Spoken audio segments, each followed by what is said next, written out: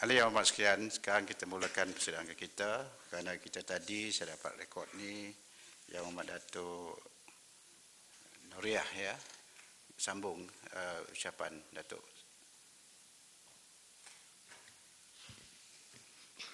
Sebelum itu saya minta kerjasama semua yang berhormat. Siapa nama-nama yang ada senarai ini diharap berada dalam dewan lah. Ya, kerana untuk melicinkan perjalanan dewan kita pada hari ini. Dan kita hari ini tidak ada sambung dan kita akan berhenti jam 5.30 petang. Siapa yang dipikirkan kalau boleh kita habiskan hari ini, kita habiskan semua. Yang lain tu mungkin kita sambung besok. Sekian kita mulakan Datuk Noriah. Silakan. Terima kasih kepada Tan Sri Yang Dipertua. Saya menyambung kepada Kementerian Pendidikan Tan Sri Yang Dipertua. Pertama sekali saya ingin mengucapkan tahniah kepada Kementerian Pendidikan di atas penggabungan dua buah heavyweight iaitu Kementerian Pelajaran dan juga Kementerian Pendidikan Tinggi yang sentiasa mempunyai hubung kaitnya ibarat sirih pulang ke ganggang, dan saya mengalu-alukan penggabungan kedua-dua kementerian ini bagi terus mengukuhkan sistem pendidikan negara. Namun pada pandangan saya, apabila penggabungan ini berlaku, maka penyelarasan fungsi kedua-dua kementerian ini wajar dilakukan supaya tidak berlaku pertindihan peranan antara kedua-dua kementerian ini. Soalannya Datuk Tan Sri Yang Dipertua, apakah langkah-langkah kementerian untuk memastikan kementerian ini akan terus memacu kecemerlangan pendidikan negara ke tahap yang standing dengan negara-negara maju yang lain? Seterusnya saya ingin menyentuh mengenai dengan graduan menganggur dan program tambah nilai siswaza. Isu graduan menganggur adalah isu yang saban tahun. Isu pokok di kalangan siswaza tahun akhir di universiti dan merujuk kenyataan Timbalan Menteri Sumber Manusia pada Mei 2012 seramai 76,000 siswaza tidak mempunyai kemahiran untuk mencari pekerjaan. Sikap mahasiswa ini termasuklah sikap siswaza yang terlalu bergantung pada orang lain untuk menyampaikan maklumat mengenai peluang kerja serta tidak tahu bagaimana untuk memohon menyumbang kepada pertambahan kadar pengangguran. Justru apabila Perdana Menteri memperkenalkan program Fellow Perdana pada awal bulan Jun pada tahun ini, ia adalah untuk memberi anak muda Malaysia yang cemerlang dan berbakat pengalaman secara langsung dalam urusan tadbir negara. Fellow akan bertugas di peringkat tertinggi dalam Kerajaan Persekutuan, membantu Menteri Kabinet dalam melaksanakan agenda nasional termasuklah mempunyai minat di dalam hal ehwal awam dan perancangan dasar kerajaan. Dan untuk makluman Tan Sri Yang Dipertua, semalam saya duduk dengan ada dua fellow yang sama buka puasa semalam petang. Saya mengucapkan tinggi-tinggi tahniah di atas usaha yang dilakukan Perdana Menteri dan Jemaah Menteri bagi melatih anak-anak muda dan graduan kita menimba ilmu dan seterusnya mengurangkan angka siswaza menganggur. Namun demikian, saya berpandangan juga mengapa tidak kita menyatakan usaha sebegini di kalangan ahli-ahli parlimen di mana mahasiswa siswaza ini dapat melihat kerja-kerja dan proses penggubalan undang-undang dilaksanakan di dalam negara. Malahan program yang baik ini kita jika berjaya mungkin boleh dirakyatkan pula di bawah ketua-ketua usaha kementerian-kementerian dan badan berkanun yang lain memandangkan peranan dan tanggungjawab pembuat dasar di peringkat tertinggi akan dapat diteladani mahasiswa siswaza yang menganggur. Seterusnya Datuk Yang Dipertua, Tan Sri Yang Dipertua, pemerkasaan program keusahawanan di institusi pengajian tinggi di Malaysia. Antara intipati titah Seri Paduka Baginda Yang di-Pertuan Agong semalam menyentuh berhubung dengan program kesukarelaan dan keusahawanan di kalangan mahasiswa. Dalam kertas penyelidikan yang bertajuk Aspirasi Kerjaya Keusahawanan dalam kalangan pelajar institusi pengajian tinggi awam yang ditulis Nur Fadilah Nasharuddin di dalam Jurnal Pendidikan Malaysia 2010. Kajian menunjukkan pelajar APTA masih belum menunjukkan minat untuk menjadi usahawan, yang mana hanya 60% saja menyatakan minat mereka. Walaupun bersikap positif terhadap kerjaya usahawan ini, namun 33% sahaja yang pernah hadir kursus dijalankan di peringkat universiti. Justru apakah tindakan proaktif yang digemling di peringkat Kementerian Pendidikan memandangkan pihak universiti dan dari Kementerian Pembangunan Usahawan dan Koperasi iaitu MECD banyak menyediakan peluang kursus untuk pelajar menjadi usahawan secara percuma. Walaupun mahasiswa ini kadang-kadang telah menghadiri program siswa niaga bagi melayakkan mereka mendapat premis bagi berniaga di dalam universiti, namun usaha ini terhenti apabila mahasiswa telah tamat pengajian dan kadang-kadang mahasiswa ini hanya melihat market dan kumpulan sasaran di kalangan mahasiswa semata-mata. Justru adakah Kementerian Pendidikan boleh mempertimbangkan siswazah yang terlibat dalam program keusahawanan di universiti ini menyediakan program transisi daripada keusahawanan di universiti ke dalam market yang lebih luas lagi. Seterusnya saya ingin menyentuh mengenai kehidupan mahasiswa di universiti. Pada tahun ini 2013 genap usia Akta Universiti dan Kolej Universiti 1971, yakni AUKU berusia 42 tahun. Sepanjang tempoh usia itu AUKU telah mengalami 5 kali pindaan sepanjang tempoh kuasanya, termasuklah pada tahun 1975, 83, 1996 dan 2009 dan terakhir iaitu 2012. Sepanjang tempoh tersebut, pindaan terhadap akta kontroversi ini boleh dilihat pada tahun 1975 ketika Dr. Mahathir menjadi Menteri Pelajaran. Tahun 2009 memberikan liberalisasi terhadap kebebasan mahasiswa terlibat dengan badan bukan kerajaan pada tahun 2012. Pula melibatkan peruntukan Seksyen 15 berhubung kebebasan berpolitik mahasiswa. Kewujudan AUKU bolehlah dikatakan rentetan daripada sebuah laporan jawatankuasa Majlis Gerakan Negara mengkaji kehidupan penuntut-penuntut di kampus Universiti Melaya pada tahun 1971. Hasil daripada laporan ini, maka jawatankuasa telah merumuskan terdapat beberapa badan pelajar yang telah mengembangkan kesedaran dan minat mahasiswa di dalam politik seperti Persatuan Kebangsaan Penuntut Malaysia iaitu PKPM seawal tahun 1960-an dan Persatuan Bahasa Melayu Universiti Melaya PBMUM dan kesan langsung partisipasi Persatuan Mahasiswa Universiti Melaya dalam Pilihan Raya Umum 1999 telah memberikan kesan yang tidak baik memandangkan ia satu badan pelajar dan resolusi penting ini termasuklah pindaan kepada perlembagaan universiti pada masa hadapan. Peruntukan khusus hendaklah dibuat untuk melarang sebarang persatuan pelajar mengambil bahagian dalam pilihan raya politik di luar kampus. Pada tahun 2012, Perdana Menteri Yang Amat Berhormat Datuk Seri Najib Tun Razak membuat langkah transformasi politik mahasiswa apabila meminda peruntukan Seksyen 15 AUKU bagi membenarkan mahasiswa terlibat dengan politik di luar kampus.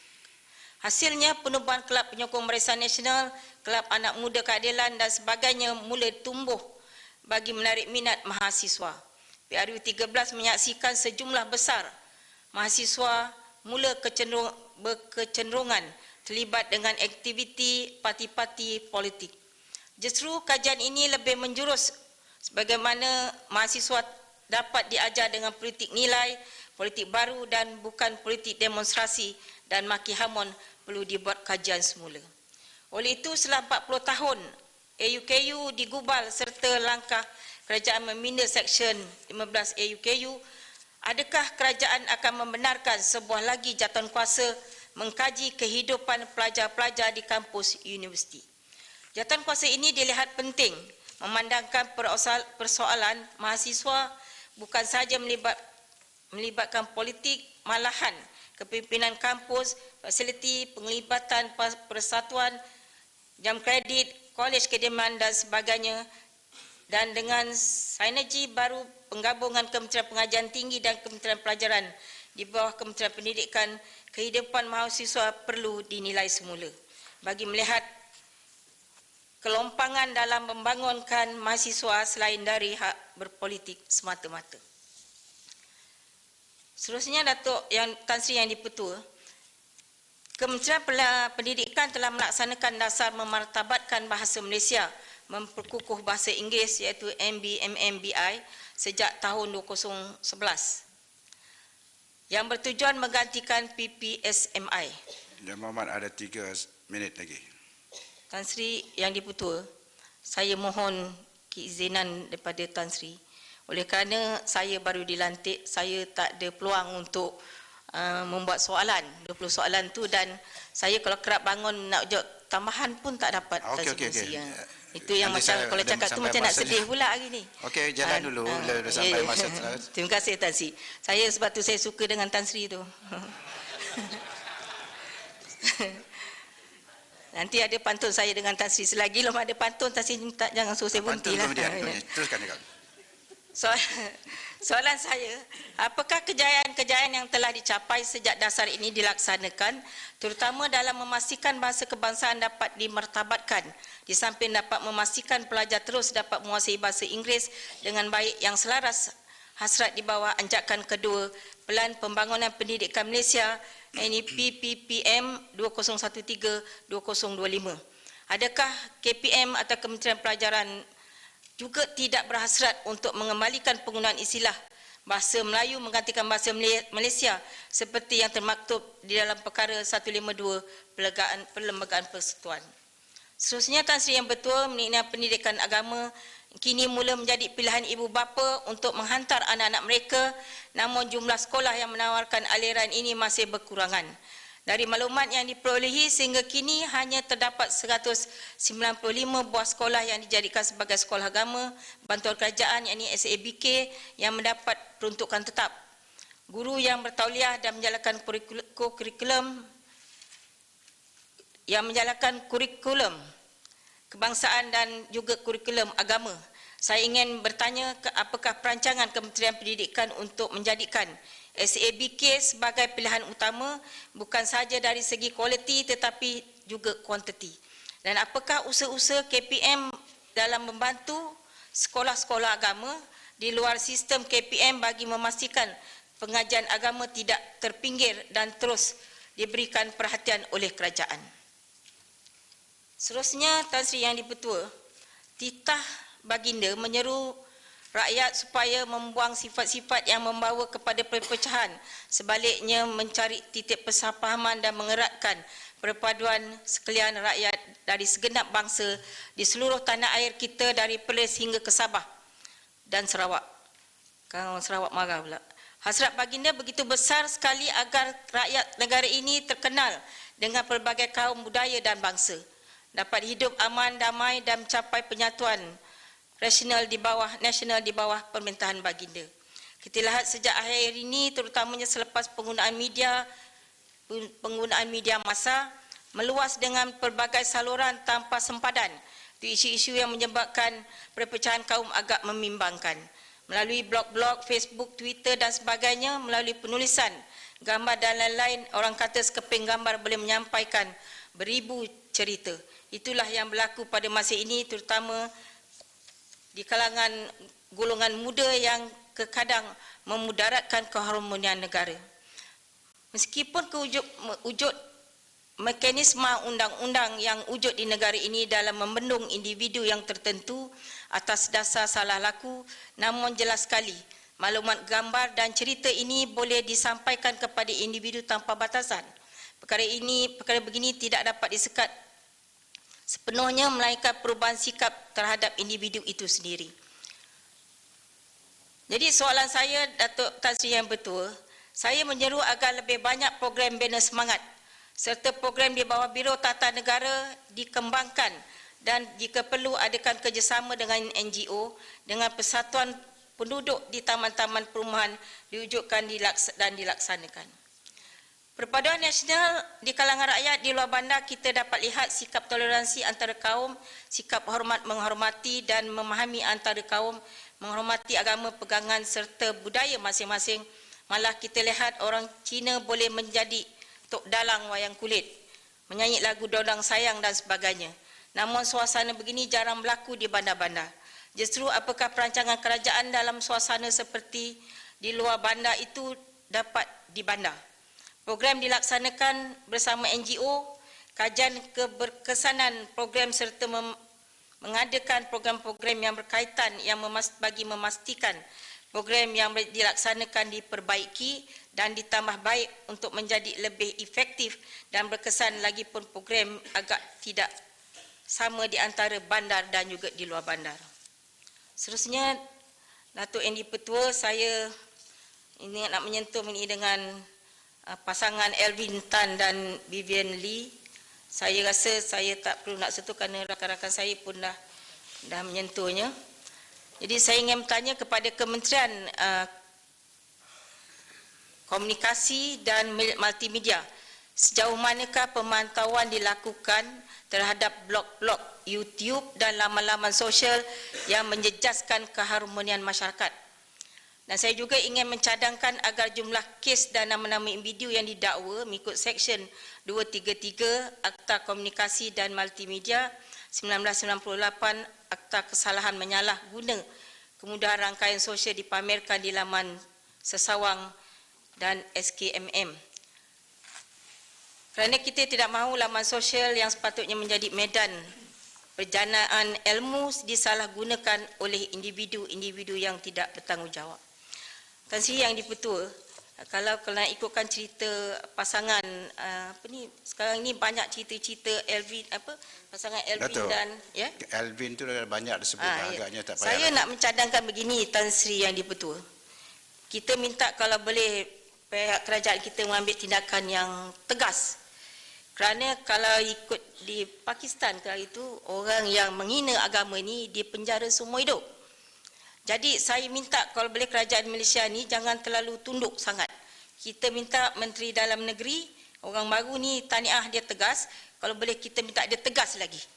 Jadi seterusnya Datuk Tan Sri Yang di-Pertua, mengenai dengan Sisha, saya ingin mengambil kesempatan ini untuk menyokong keputusan yang dibuat oleh Muzakarah Khas Jawatankuasa Fatwa Majlis Kebangsaan bagi Hal Ehwal Agama Islam Malaysia yang mengharamkan Shisha. Dan jelas sekali keputusan ini amat tepat dan mengikut kehendak jadual 9 Perlembagaan Persekutuan yang menetapkan pihak berkuasa agama Islam negeri mempunyai kuasa untuk melaksanakan hal ehwal pentadbiran agama Islam. Amalan menghisap shisha bukan sahaja membuang masa tetapi memudaratkan kesihatan terutama bagi golongan belia dan remaja. Malahan pakar-pakar dari Kementerian Kesihatan turut mempunyai bukti kemudaratan akibat shisha. Seterusnya Datuk Ya, yang boleh gulung ya, Mat? saya memang nak gulung ni Tan Sri Yang di-Pertua. Kejap lagi. Okey. Saya pantul belum ada ni. Saya tadi pasal ada orang banyak ambil masa saya yang celah-celah tadi. Sebab tu orang tak suka celah. Ni macam gitulah Datuk Tan Sri Yang di-Pertua. Tak ada lagi mencelah ya, Mat? Tak ada. Saya memang tak bagi celah tu. Ini sempena menyambut tahun melawat Malaysia Tan Sri Yang di-Pertua. Dulu yang lepas saya ada membangkitkan mengenai dengan Muzium Bukit Kepong.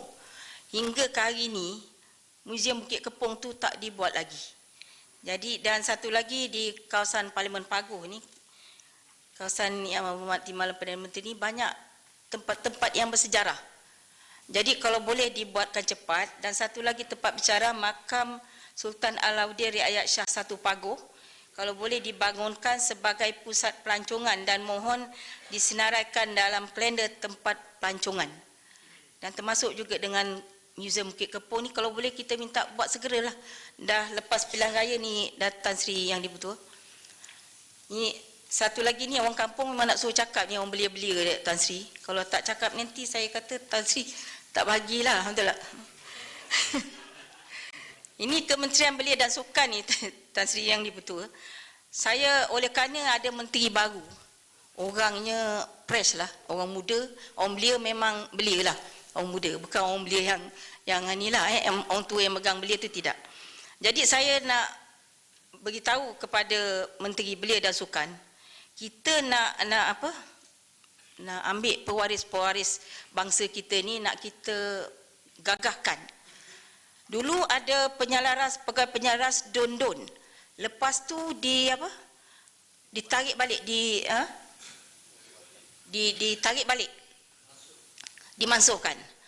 Jadi saya nak mohon kepada Menteri Belia dan Sukan supaya pegawai penyelaras don ini dihidupkan semula.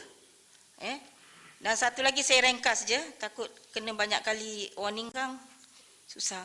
Kerana adanya penyelaras don ni, dia dapat mengumpulkan belia-belia Tan Sri Yang Fungsi. Kalau tidak, tak ada makna kita kata kita nak anukan orang muda, nak hebatkan orang muda, tak ada makna. Lebih baik kita tak payah cakap tu. Kalau kita dah buat ni, kita boleh teruskan ayat-ayat yang macam mana pemimpin kita bercakap tu. Yang kedua ni, kita hidupkan semula persatuan-persatuan belia yang dah berkubur. Yang kat bawah tu, dia kat atas tu cantik. Yang bawah tu, dia tak berapa cantik. Hidupkan belia-belia yang dah berkubur dan tidak berfungsi, terutamanya di luar-luar bandar. Persatuan belia. Ini ada bagi pakar rujuk saya ni, alhamdulillah. Dan kemudian tu saya mohon Kementerian Belia dan Sukan supaya mengembalikan insentif tabung. Saya difahamkan dulu 3,000 kepada persatuan-persatuan belia ini untuk mereka menggerakkan aktiviti-aktiviti mereka. Okeylah, saya tengok Datuk Tan Sri yang betul tu tenung, saya takut pula saya. Akhir kata Tan Sri yang dia betul. Ya? Boleh pantun sekarang. Boleh pantun Ni tapi sebelum saya pantun ni ada cerita sikit Tan Sri yang dia betul. Saya akhir kata saya ingin mengucapkan setinggi-tinggi terima kasih kepada semua pengundi-pengundi Barisan Nasional yang telah memilih Barisan Nasional sebagai pilihan mereka di dalam pilihan raya umum yang ke-13. Saya nak cerita sikit pasal pilihan raya umum 13 ni, macam kawan saya juga Datuk Lim. Dia kata hari tu cerita pasal pengundian tu, dawat kekal dan blackout. Saya itu dengar cerita tengah hari, dan saya betul kata DAP, oh kita sudah menang, kita sudah boleh perintah. Dia lepas tu pula kata ketua pembangkang dia pula, oh dia kata kita dah menang, nanti dia nak angkat sumpah, tunggu yang Tuan Agong bangun tidur. Kan ini namanya biadab, Tan Sri yang dibetul. Lepas tu pula malam tu pula, tengah malam, Barisan Nasional pula menang. Kita tahniah kepada Barisan Nasional menang, diumumkan pada malam tu. Selepas kita menang tu, Tan Sri yang betul, kita pula dengar dia kata apa? Popular vote. Dia kata dia banyak, tapi dia kalah. Macam mana akal ni memikirkan? Kalau dah popular, kalau popular, dia menang.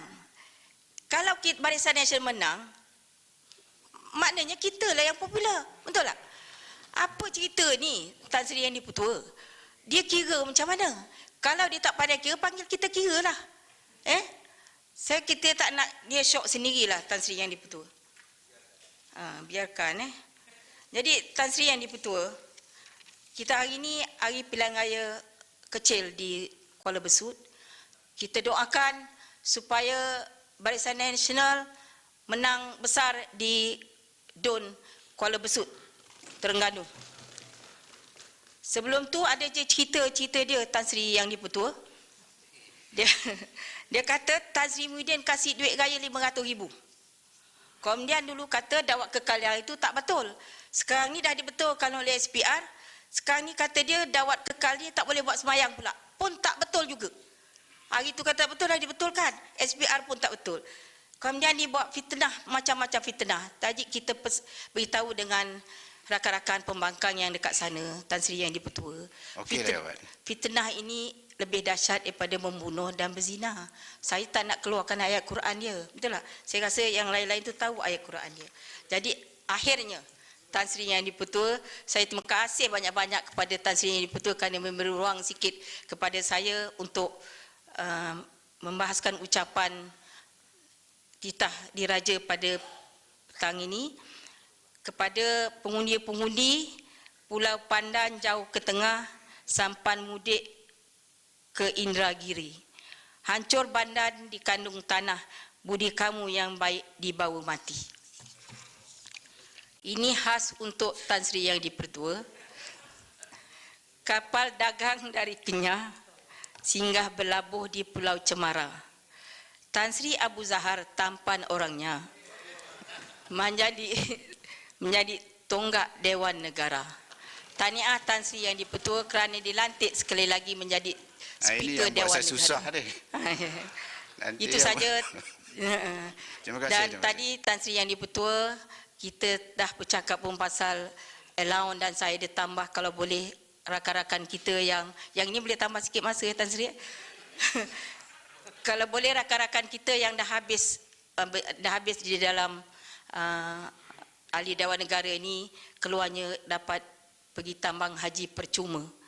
Untuk kami semua yang bukan Islam tu adalah nanti boleh dipelbagaikan. Dan yang lain-lain tadi ada di dalam teks, kalau diulang-ulang takut kawan saya marah. Kalau orang lain kena sokong ramai-ramai lah. Kalau saya cakap tak ada yang sokong pun tak ada makna. Jadi itu saja Tan Sri Yang Dipertua. Terima kasih, dengan ini saya menyokong. Assalamualaikum warahmatullahi taala wabarakatuh. Waalaikumsalam warahmatullahi wabarakatuh. Yang Muhammad telah cakap panjang dan juga selepas ni saya terpaksa juga agaknya kalau orang tanya nanti kena buat juga. Walaupun saya cuba mengawal masa yang terbaik. Mana-mana ahli yang Muhammad kalau dipikirkan agaknya tak ada pantun, tak ada perkara apa tu, teruskan yang benda-benda yang penting sajalah ya. Datuk, saya tanpa buang masa lagi saya persilakan Datuk Nada Kerupan.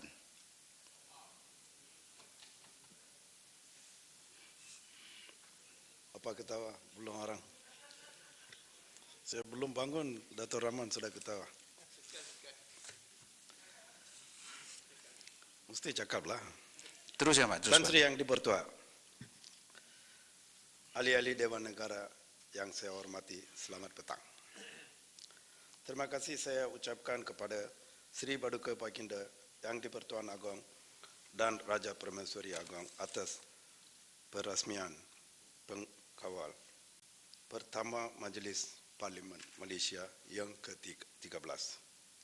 Saya juga ingin mengucapkan tahniah kepada Yang Amat Berhormat Perdana Menteri Datuk Seri Najib Tun Razak, Yang Amat Berhormat Timbalan Perdana Menteri Tan Sri Muhyiddin Yassin dan Barisan Nasional atas kemenangan pada pilihan raya umum ke-13. Tan Sri Yang Dipertua, saya juga mengucapkan taksiah kepada keluarga tentera kita yang telah meninggal nyawa mereka bersua untuk negara kita yang tercinta di Lahadatu.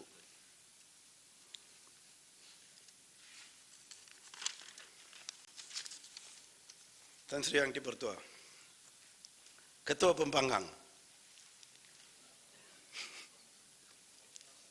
menyatakan beliau akan lepaskan semua jawatan dalam parti kalau Pembangkang kalah. Apa telah jadi? Beliau yang pertama dari Barisan Pembangkang yang mengangkat sumpah. Sokopun beliaulah yang menyatakan ingin boikot upacara angkat sumpah. Apa telah jadi? Ini semua berlakunan beliau. Beliau pandai putar balik apa yang beliau cakap. Ketua Pembangkang adalah seorang pembohong dan akan mengatakan atau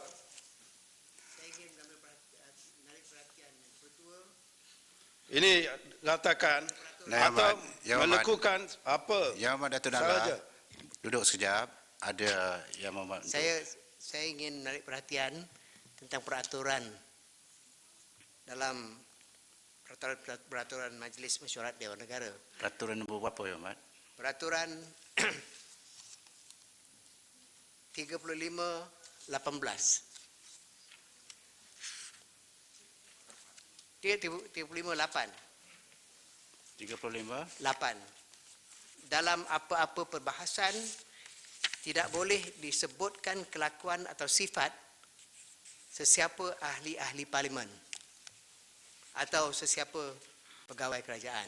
Okey. Bila kita kata pembohong itu artinya lebih daripada Okey, Yang Amat.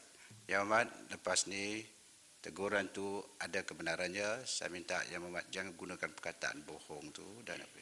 Ya. Teruskan. Tuan Sri Yang di-Pertua, bohong apa lagi saya boleh pakai? Kalau bohong, saya mau cakap bohong, lain apa word dengan izin, what Tak word betul. I can use? Tidak betul. Tidak betul. Terima kasih. Teruskan, Yang Amat. Teruskan.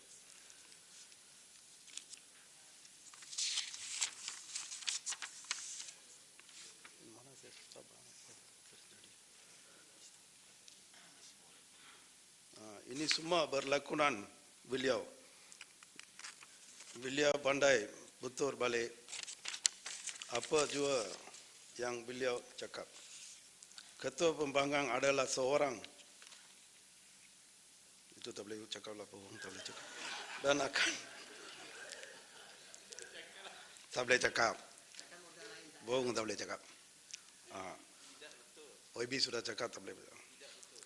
Dan tidak betul.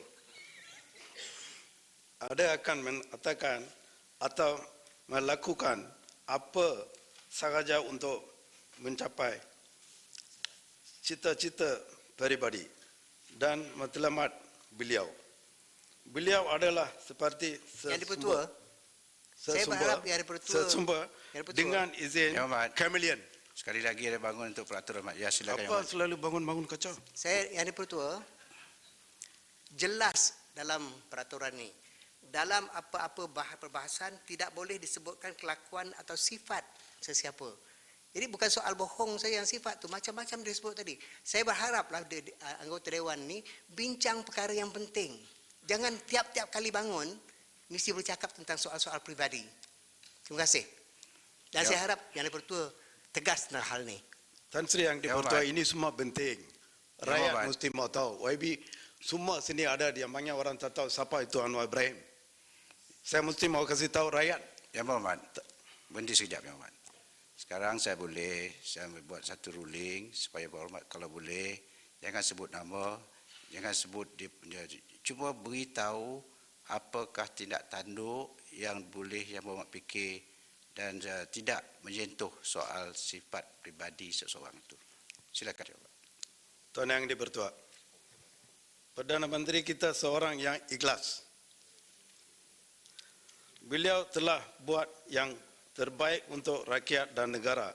Tetapi kaum Cina dan sebahagian dari kaum lain telah mengecewakan beliau, disappointed him. Dengan izin.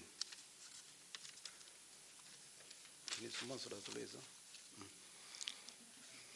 Kalau kita lihat keputusan PRU 13 orang Melayu bimbang, kalau UMNO kalah, apa akan jadi kepada orang Melayu dan Islam? Kaum Cina telah dipergunakan oleh pembangkang dengan kata-kata manis mereka. Boleh? Baik. Saya harap semua kaum di negara ini sudah atau akan faham permainan dan penipuan pembangkang. Sekarang ada dan masa akan datang. Ketua Pembangkang menyatakan seoleh-oleh beliau akan jadi Perdana Menteri. Apa telah jadi? Telah jadi. Beliau adalah seorang pelakon yang terbaik di dunia dalam. Dalam dunia. Dalam dunia dia baik. Pelakon nombor 1. Selepas, tak ada sebut nama lah, saya mana ada sebut nama. Dia cakap saya sebut nama, tak ada. YB sudah cakap tak boleh sebut nama, saya sudah tak ada sebut. Ikut dia yang cakap. Selepas beliau telah memenangi PRU 13, beliau mendakwa ia disebabkan oleh 40,000 pengundi hantu dari Bangladesh. Ia akan mengambil 134 kapal terbang dengan kira-kira 300 Bangladeshi dalam setiap kapal terbang. Adakah ini logik dan mana bukti? Tengok satu hantu sendiri dalam pusar punya hantu, mana dia mau taruh hantu undi? Ini adalah satu perbuatan jahat yang sedang dilakukan oleh Ketua Pembangkang. Adalah pengkhianat agama, bangsa dan negara. Ketua Pembangkang suruh pengurusi dan timbalan pengurusi Suruhan Raya Jaya, Belayan Raya, SPR, Tan Sri Abdul Aziz Muhammad Yusof dan Dato' Wan Ahmad Wan Omar meletakkan jawatan.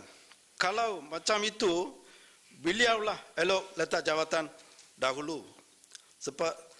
Sebagai mana yang dijanjikan oleh beliau. Sebelum Belayan Raya, inilah Ketua Pembangkang.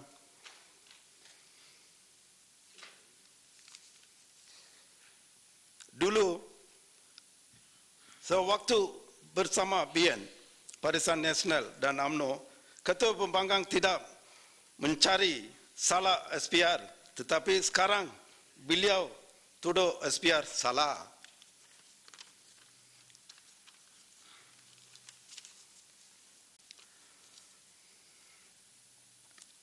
Tan Sri Yang Dipertua. Ingat, negara kita ini aman dan makmur. Janganlah kita ikut dan dengar apa yang dia kata oleh Pembangkang. Dan jadikan negara ini haru-hara. Kerajaan mesti ambil tindakan-tindakan dengan serius dan tegas untuk masalah-masalah yang diwujudkan oleh Pembangkang dengan mewujudkan akta-akta seperti ISA dahulu untuk mengatasi masalah-masalah. Tan Sri Yang Dipertua, sebagai ahli Dewan Negara, saya memberikan sokong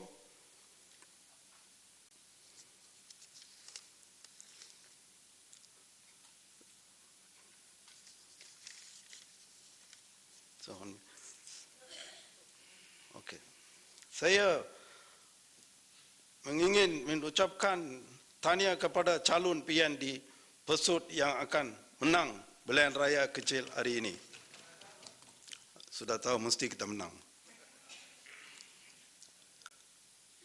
Tan Sri Yang Dipertua, sebagai ahli Dewan Negara saya memberikan sokongan penuh saya kepada Yang Amat Berhormat Perdana Menteri Dato' Sri Najib Tun Razak dan Yang Amat Berhormat Timbalan Perdana Menteri Tan Sri Muhyiddin Yassin yang bernaung di bawah Bayong Sri Paduka Baginda Yang Di-Pertuan Agong. Sekian, terima kasih dan salam satu Malaysia. Waalaikumsalam. Terima kasih, Yang Amat. Terima kasih. Cukuplah. Tanpa buang masa, saya persilakan sekarang Yang Berhormat Kariah Muhammad.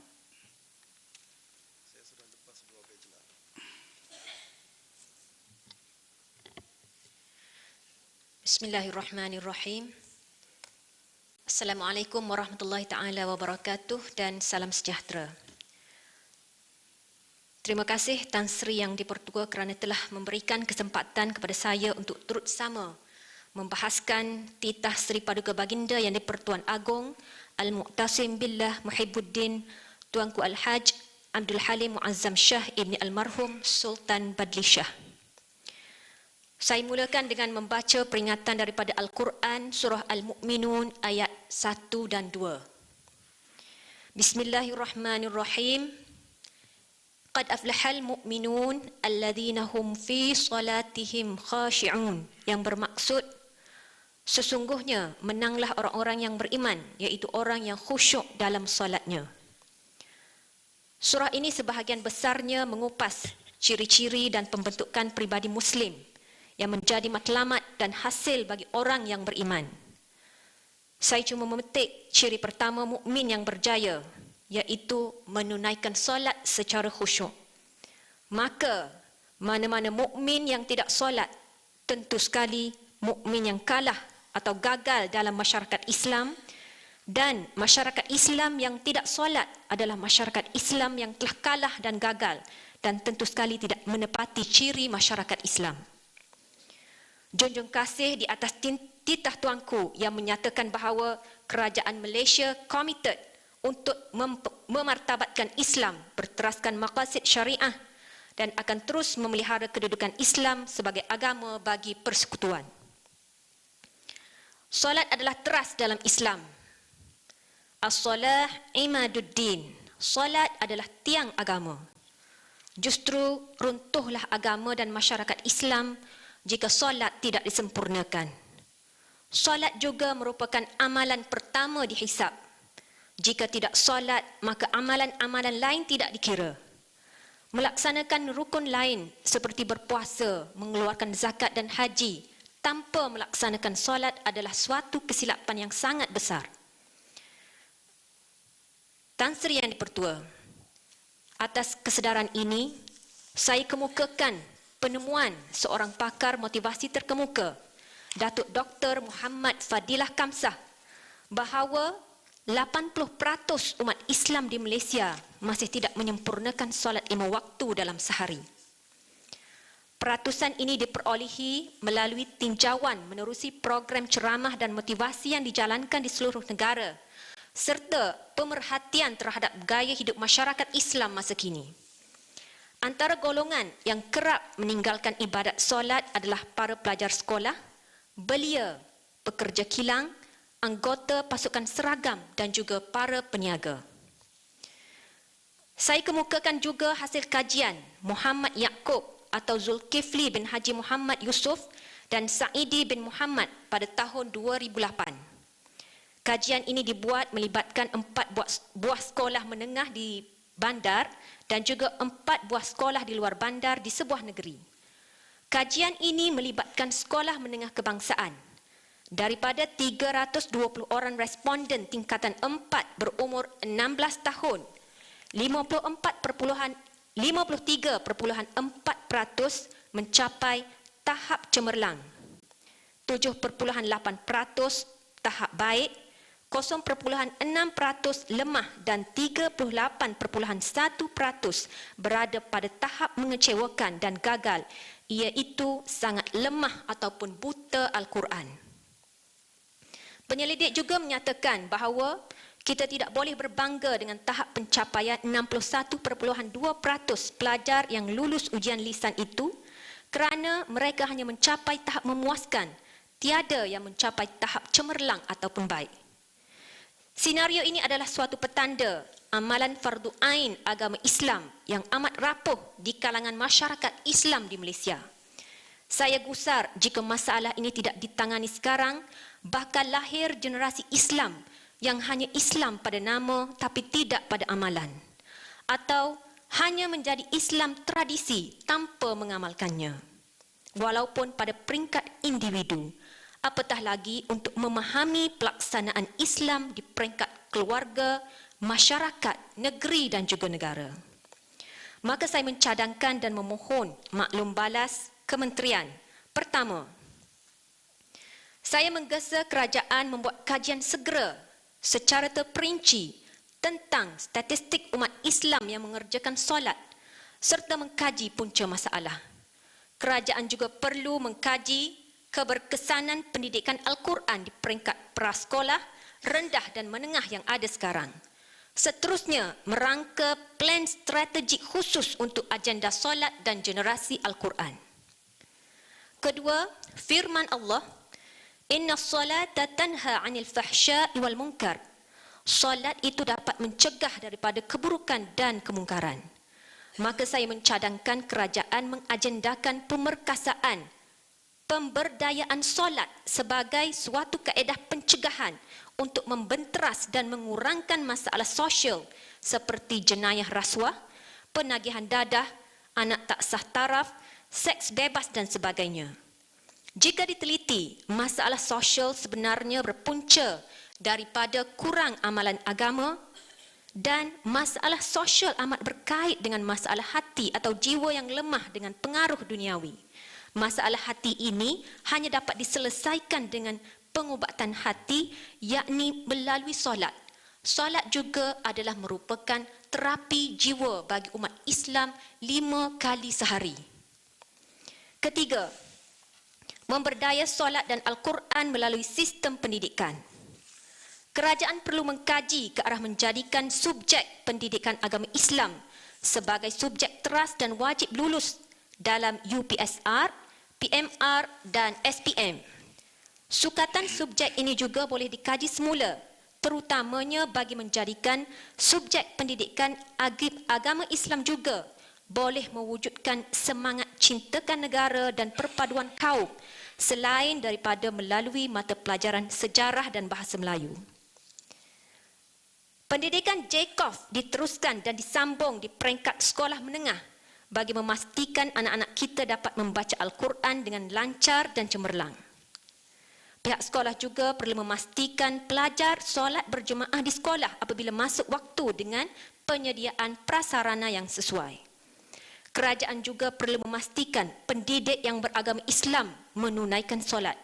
Kerajaan boleh mengkaji aspek fardu ain sebagai elemen yang asas untuk pengesahan jawatan dan juga kenaikan pangkat.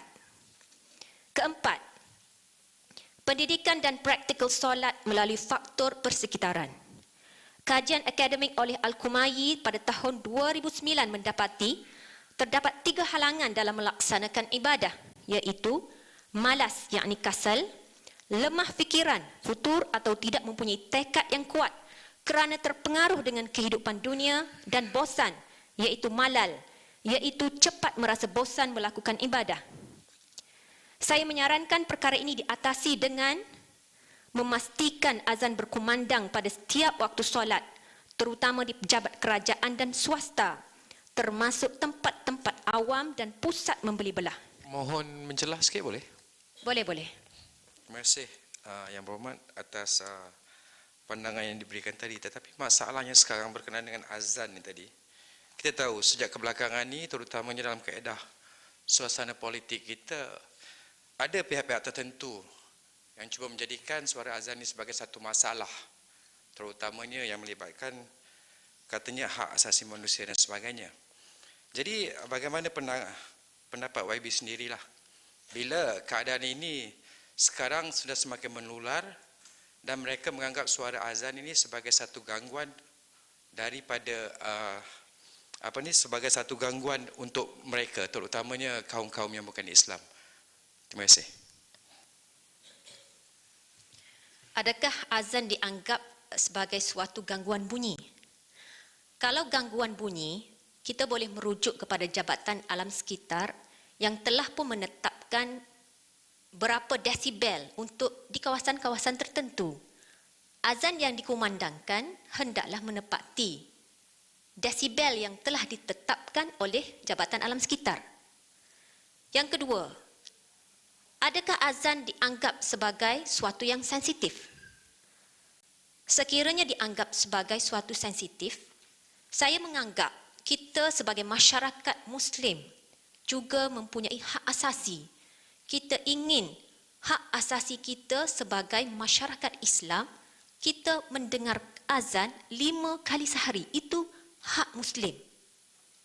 Itu jawapan saya. Dan seterusnya, kerajaan perlu memastikan pendidik yang beragama Islam menunaikan solat. Keempat tadi, pendidikan dan praktikal solat melalui faktor persekitaran.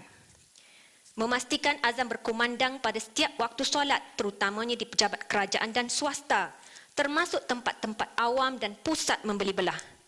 Satu pujian kepada lapangan terbang Subang kerana mengumandangkan azan setiap kali waktu setiap kali masuk waktu solat, tetapi masih tidak dibuat di LCCT dan juga KLIA. Saya mencadangkan peringatan waktu solat dengan mengumandangkan azan dilaksanakan di stesen-stesen pengangkutan seperti stesen LRT, komuter dan sebagainya. Memastikan terdapat papan tanda atau skrin peringatan solat di tempat tumpuan awam sebagai suatu mesej yang mudah dilihat dan sentiasa menjadi peringatan kepada hati. Saya menyarankan peringatan waktu solat di TV dan radio hendaklah secara memperdengarkan azan, bukannya membaca kelebihan solat, kerana azan itu adalah suatu syiar dalam Islam. Penyediaan ruang solat yang mencukupi bagi menampung jemaah untuk solat berjemaah, terutamanya di pejabat kerajaan, swasta, pasaraya, restoran dan sebagainya. Saya menyeru terutamanya Dewan Bandaraya dan PBT lain agar memeriksa dan menguatkuasakan sepenuhnya yang telah termaktub dalam undang-undang kecil, iaitu tugas majikan memastikan penyediaan ruang yang mencukupi dan selesa bagi memastikan pekerja beragama Islam dapat solat sempurna. Pekerja juga perlu diberi ruang masa secukupnya untuk mengerjakan solat. Terutamanya saya tekankan jika bekerja pada waktu maghrib. Kerana waktu maghrib adalah waktu yang paling singkat, iaitu lebih kurang sejam sahaja.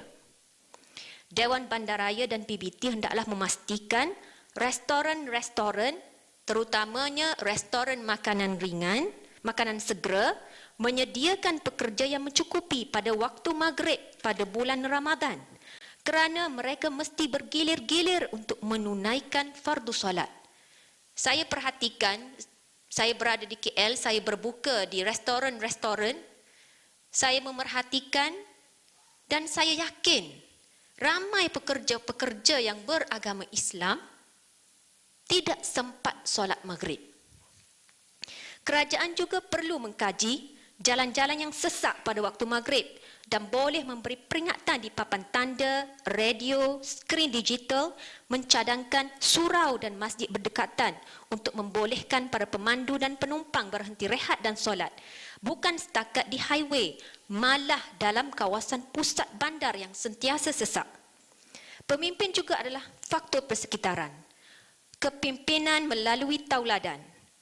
Semua wakil rakyat beragama Islam mesti melepasi ujian saringan solat dan Al-Quran sebelum layak untuk bertanding. Begitu juga dengan pegawai-pegawai kerajaan, peringkat pengurusan dan profesional. Mereka mesti menunjukkan ciri seorang Muslim yang pertama, iaitu mesti solat. Rumusannya, selain pendidikan dan kesedaran rakyat, kerajaan perlu memastikan keadaan persekitaran yang kondusif bagi merangsang dan memotivasikan rakyat menunaikan solat. Tan Sri Yang di-Pertua, saya menyambut baik titah diraja yang menyatakan agar program Tahun Malaysia 2014 dapat memupuk budaya dan amalan positif yang dapat memikat hati pelancong. Saya ingin membawakan 3 senario. Pertama, saya telah terjumpa dengan seorang pemuda di Kota Baru yang membawa ramai pelancong asing. Beliau berpakaian seperti pelancong asing, malah bersubang dan bertatu. Saya mengagak beliau adalah pemandu pelancong, tetapi masih boleh bercakap Melayu. Saya bercakap dan bertanya, adik berasal daripada mana? Dia kata, dia berasal daripada Pulau Perhentian. Yang kedua, saya telah pergi ke kawasan pelancongan pesisir pantai yang merupakan perkampungan Melayu, seperti Cerating, Teluk Cempedak, Port Dickson dan Langkawi. Saya dapati terdapat banyak kedai makan dan restoran di kawasan ini. Selain menjual makanan, kedai ini juga menjual minuman beralkohol dalam tin dan botol seperti Guinness, Stout dan sebagainya. Penjualnya dan pelayannya tentu sekali kebanyakannya adalah orang Melayu beragama Islam. Yang ketiga, penerbangan kelas pertama Syarikat Penerbangan Malaysia, MAS, turut menghidangkan minuman beralkohol seperti wine dan terbaru turut menghidangkan minuman wine bersama caviar, iaitu sejenis telur ikan yang merupakan suatu hidangan minuman yang sangat eksklusif. Prinsipnya, kita ingin menerima seramai mungkin tetamu dari negara luar dan memperkenalkan budaya masyarakat kita. Dan kita ingin menerima kesan positif dengan kehadiran mereka.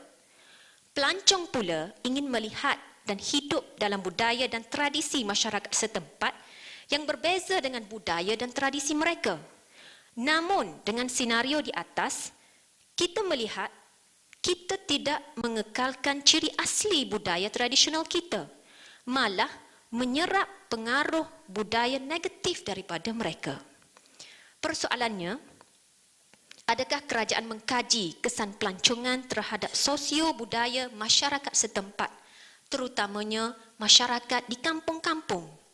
Apa langkah kerajaan untuk memastikan masyarakat kampung setempat tidak menerima pengaruh negatif pelancong asing seperti meminum minuman beralkohol dan juga pergaulan bebas? Tan Sri Yang di-Pertua, seterusnya saya ingin menyentuh tentang pembangunan wanita dan keluarga. Saya ingin merujuk kepada kemalangan yang menimpa keluarga Nur Zatusi Hazwa binti Abdul Rahim pada 18 Julai lepas yang telah mengakibatkan kematian anaknya Nawal Iris binti Syamsuddin berusia 3 tahun. Saya yakin kemalangan ini telah memberi tekanan yang sangat hebat kepada keluarga mangsa, khususnya ibu mangsa, yang sehingga kini mengalami masalah kemurungan. Kita soroti sedikit fakta kejadian supaya kita merasa lebih empati. Ibu mangsa adalah seorang guru di sebuah sekolah menengah. Suaminya sedang bekerja outstation selama 2 minggu. Maka beliau terpaksa menguruskan anaknya 3 tahun dan 5 tahun berseorangan, termasuk menghantar anaknya kepada pengasuh sebelum pergi ke sekolah. 3 hari sebelum kejadian, anaknya berada di rumah. Adiknya berada di rumah untuk mengasuh dan selama 3 hari beliau tidak menghantar anaknya ke rumah pengasuh. Pada hari kejadian, beliau bergegas ke sekolah untuk menghadiri mesyuarat dan terlupa menghantar anaknya ke rumah pengasuh dan seterusnya tertinggal anaknya di dalam kereta. Dalam hal ini, kerajaan perlu mengkaji punca masalah dan mencadangkan penyelesaian kerana saya yakin di luar sana terlalu ramai ibu-ibu bekerja yang menghadapi rutin harian yang sangat sibuk, tidak ada masa langsung untuk berehat dan tidak mustahil perkara ini mungkin berulang. Pendekatan melalui hukuman adalah suatu pendekatan terakhir kerana saya yakin dalam kes ini si ibu telah mengambil langkah sepatutnya untuk menempatkan anaknya ke rumah pengasuh, tetapi disebabkan tertukar rutin harian, beliau terlupa sehingga menyebabkan kematian. Saranan saya kepada kerajaan. Pertama, kerajaan perlu serius menyediakan pusat asuhan kanak-kanak di tempat kerja. Sama ada kerajaan, sama ada pejabat ataupun bangunan kerajaan maupun swasta. Ibu bapa kadang-kala tidak menghantar anak ke pusat asuhan sedia ada yang telah disediakan oleh kerajaan kerana ia tidak mencapai tahap perkhidmatan yang memuaskan. Saya menyarankan agar kerajaan menyediakan pusat asuhan kanak-kanak bertaraf first class, seperti mana kita mensasarkan kemudahan-kemudahan lain yang juga bertaraf first class. Saya yakin pelaburan ini adalah suatu pelaburan jangka panjang yang sangat menguntungkan. Dr. John Medina, iaitu seorang pakar perkembangan kanak-kanak dalam bukunya bertajuk Brain Rules for Baby mengatakan, if we as a country wanted a smarter population, we would insist on lactation room in every public establishment. Beliau menekankan tentang kepentingan penyusuan ibu di peringkat awal usia kanak-kanak. Sekiranya pusat asuhan kanak-kanak dapat disediakan di tempat kerja, ini membolehkan para ibu menyusu anak dan akan lahir generasi akan datang yang lebih intelek. Penyusuan ibu juga menjadikan tubuh seseorang mempunyai antibodi yang kuat dan sihat. Dan ini terbukti dan antibodi yang lahir daripada penyusuan ibu yang cukup dapat melawan kanser. Mereka juga mempunyai emosi yang stabil kerana hubungan erat kekeluargaan. Sebab itu saya katakan pelaburan ini adalah suatu pelaburan yang sangat hebat, pelaburan yang mampu membina negara dan juga masyarakat yang lebih sejahtera. Kedua, penyediaan perpustakaan kanak-kanak berkonsepkan taman permainan di pasaraya besar. Kita banyak mendengar kes kehilangan anak di pasaraya, sehingga ada ibu-ibu yang terpaksa menjadi kreatif, mencipta tali yang boleh mengikat tangan dan tangan anak supaya anak tidak berjalan jauh. Antara rutin keluarga adalah membeli belah dan kita khawatir risiko kehilangan anak. Namun, kita tidak boleh sama sekali meninggalkan anak-anak kecil di rumah tanpa pemantauan. Saya mencadangkan perpustakaan atau taman permainan perpustakaan ini dijadikan projek community service oleh syarikat secara percuma kepada masyarakat. Ianya pasti mampu menarik ramai pelanggan dan memupuk budaya membaca sejak kecil. Ketiga, saya mencadangkan supaya kerajaan melihat dan mengkaji semula polisi berkaitan suami isteri yang tinggal berjauhan kerana masalah tempat kerja. Saya difahamkan telah ada polisi bahawa pasangan ini, terutamanya yang mempunyai anak, akan diletakkan berdekatan dalam tempoh 2 atau 3 tahun. Tapi saya mohon kerajaan mengkaji semula tempoh masa ini dan juga memastikan pelaksanaan kepada polisi ini kerana saya dapati beberapa pasangan yang masih lagi tidak boleh duduk berdekatan, bekerja berdekatan walaupun telah berjauhan lebih daripada 3 tahun. Ya, Muhammad, panjang lagi ke? Sikit lagi, 2 minit. Okey. Keempat, saya menyokong waktu bekerja fleksibel yang telah dilaksanakan. Seterusnya saya mencadangkan agar bagi bulan puasa, kaum ibu dibenarkan pulang awal sejam dan diganti dengan kerja daripada jam 1 hingga 2. Mereka hanya boleh berhenti untuk tujuan solat zuhur sahaja. Berkait kenyataan yang dikeluarkan, Tan Sri Yang Bertua akhir sekali merujuk kepada kenyataan tentang Kerajaan Kelantan tidak mewartakan ataupun tidak menggazet tanah rizab untuk orang asli. Saya menyangkal dakwaan tersebut dan Kerajaan Kelantan sebenarnya semenjak tahun 2010 lagi telah menggazet lebih 5,000 ekar tanah di Kelantan di pos Tohoi dan pos Jedip yang telah digazet sebagai tanah rizab untuk orang asli. Dan sekali lagi saya ucapkan terima kasih dan Assalamualaikum dan salam sejahtera. Waalaikumsalam. Saya menyokong. Terima kasih. Sekarang saya persilakan Yang Muhammad Datuk Bun Som.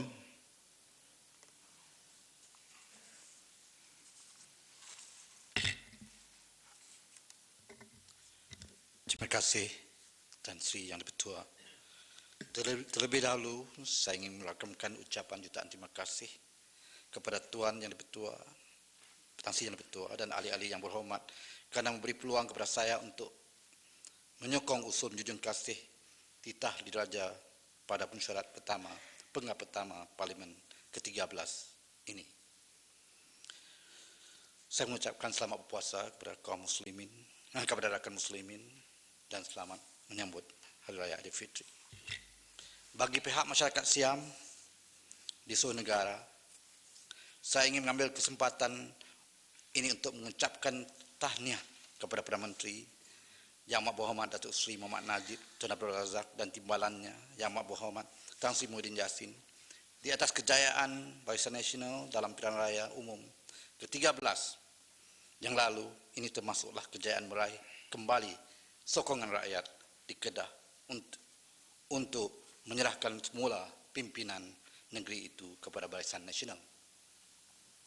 Saya berharap kerajaan Kedah yang baru akan mengambil iktibar dan pengajaran daripada kesilapan yang lalu dan membuat perancangan rapi dan melakukan tindakan konkret untuk memajukan rakyat dan negeri Kedah supaya seiring dengan rakyat dan dengan negeri lain. Supaya dengan itu, menjelang pilihan raya akan datang, rakyat Kedah akan berkata, memang kita membuat pilihan yang tepat, iaitu memilih Kerajaan Barisan Nasional. Kejayaan Barisan Nasional menguasai kembali negeri Kedah membuktikan bahawa majoriti rakyat negeri Jelapang Pali ini mengakui bahawa Barisan Nasional masih lagi relevan. Hanya Barisan Nasional yang terbaik untuk memimpin negeri itu. Dan ini juga terbukti dengan kegagalan kerajaan yang lalu menangani berbagai isu sepanjang tempoh pemerintahan mereka di negeri itu selepas pilihan raya umum ke-12 yang lalu. Saya rasa kita juga patut memberi pujian kepada Yang Amat Berhormat Perdana Menteri dan timbalannya Perdana Menteri dengan kenyataan bahawa Barisan Nasional masih belum berjaya. Saya ulangi, masih belum berjaya, bukan gagal, untuk kembalikan pemerintahan di Kelantan, Selangor dan Pulau Pinang.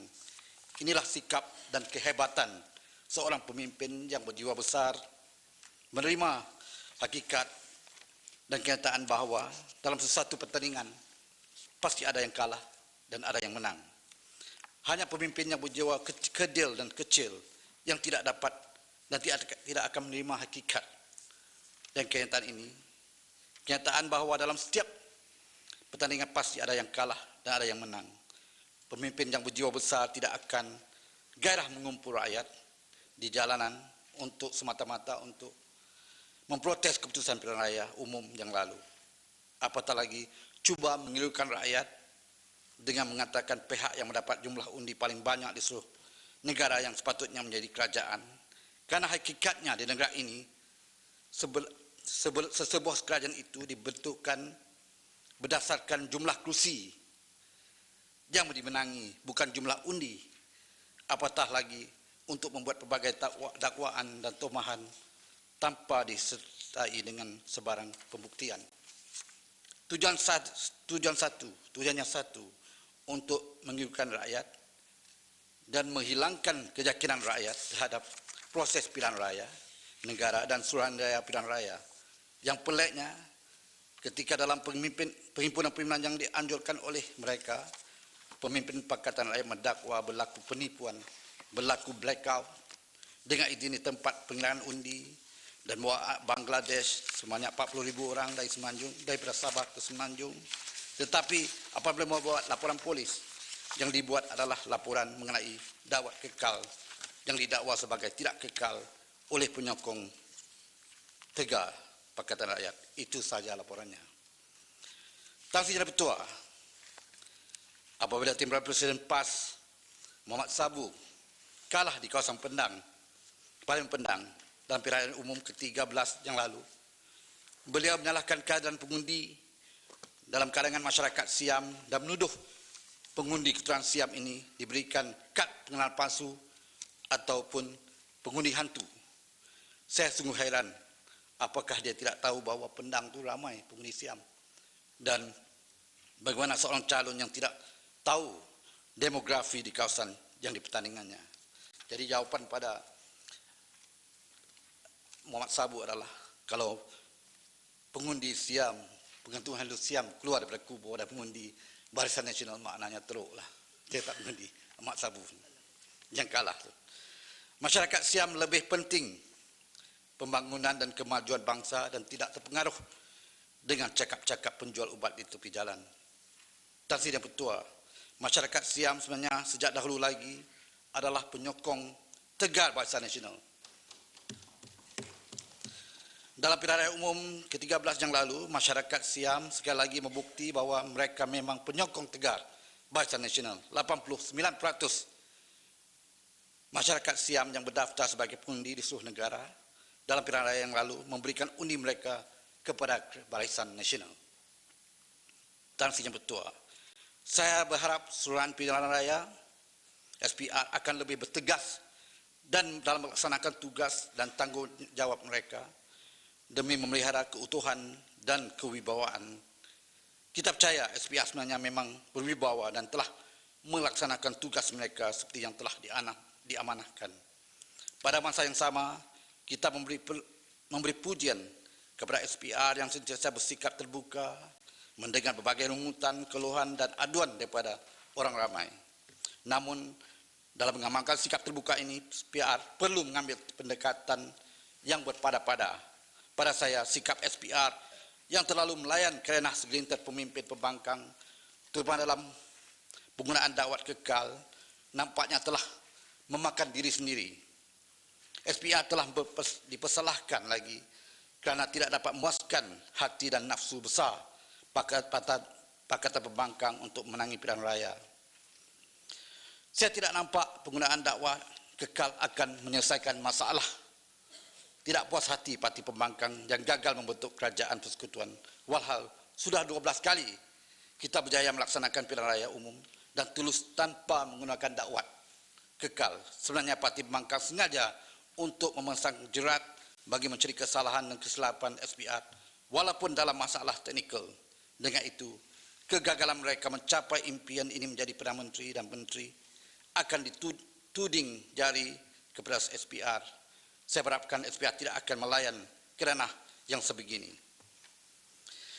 Tan Sri Yang Dipertua, sejak dilantik menjadi Ahli Dewan Negara, saya telah beberapa kali mengajukan persoalan mengenai hak masyarakat Siam yang telah diterima dan diiktiraf oleh kerajaan sebagai Bumiputera. Setelah beberapa lama isu ini dibangkitkan di Dewan yang mulia ini dan diikuti dengan beberapa tindakan susulan, maka pada hari ini saya ingin merakamkan ucapan jutaan terima kasih kepada beberapa kementerian dan agensi pihak yang telah memberi perhatian dan mengambil tindakan untuk memasukkan masyarakat Siam sebagai Bumiputera selaras dengan pengiktirafan yang diberikan oleh kerajaan itu. Hal ini sekaligus membolehkan masyarakat Siam hak-hak sebagai Bumiputera sama seperti golongan Bumiputera yang lain.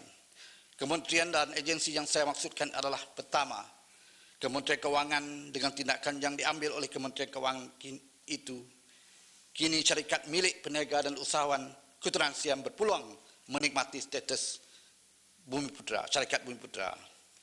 Kedua, Jabatan Perkhidmatan Awam JPA telah mengemas kini sistem pengurusan maklumat sumber manusia HEMIS dengan memasukkan masyarakat Siam dalam kategori Bumiputera.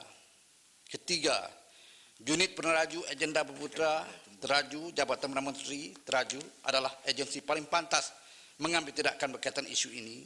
Dengan itu, syarikat milik peniaga dan usahawan Keturunan Siam boleh memohon menyertai inisiatif yang dilaksanakan oleh teraju. Keempat, Kementerian Pembangunan Luar Bandar dan Wilayah serta Majlis Amanah Rakyat dengan langkah-langkah MARA, dengan langkah-langkah yang diambil oleh pihak MARA, pelajar Keturunan Siam kini berpeluang memohon dan menikmati kemudahan pinjaman pelajaran serta memasuki maktab rendah sains MARA, manakala usahawan Keturunan Siam pula berpeluang untuk memohon dan menikmati kemudahan pinjaman perniagaan.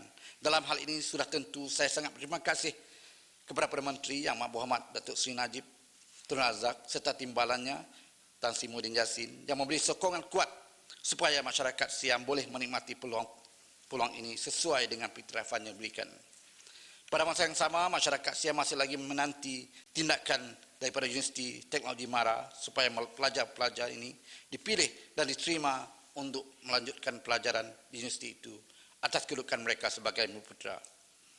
Tan Sri Yang Dipertua, baru-baru ini Kerajaan Negeri Kedah akan mempertimbangkan untuk menjadikan Hari Thaipusam sebagai hari cuti umum negeri itu. Sebagai rakyat Kedah, saya menyambut baik cadangan berkenaan. Langkah ini sejajar dengan janji telah dibuat oleh Barisan Nasional sewaktu pilihan raya umum ke-13 dan sekaligus membuktikan bahawa kerajaan BN sentiasa berusaha untuk menunaikan segala janji yang dibuat dalam manifestonya. Apatah lagi masyarakat India dikenal pasti telah memberi sokongan padu sehingga Barisan Nasional mencapai kemenangan menguasai semula negeri Kedah pada pilihan raya lalu.